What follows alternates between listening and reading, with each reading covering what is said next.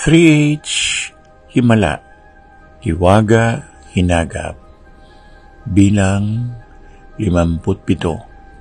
Ang buhay ay paikot-ikot lang at bawat cycle ay meron ding proseso. Pero bakit ang mga naninirahan sa etheric o sa kahinginan ay hindi pa rin nadidiskubre? Kailangan pa ang mga clairvoyants para makilala sila. Ang mga naniniwala lamang nito ay ang mga metaphysicists. Metaphysics, may mga kapaliwanagan sa daigdig ng metaphysics. At nagkaroon na nga ng mahika.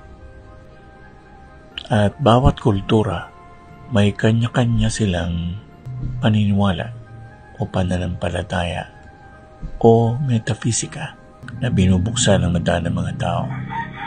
Pero napakarami pa ring hadlang para dito.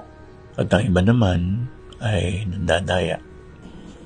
Sang araw, kung ako ay wala na sa daigdig nito at buhay pa rin ang YouTube channel na ginagalawan natin, sana mapag-aralan pa ng mga tao para sa mga hinaharap na henerasyon at matuto sa buhay-buhay.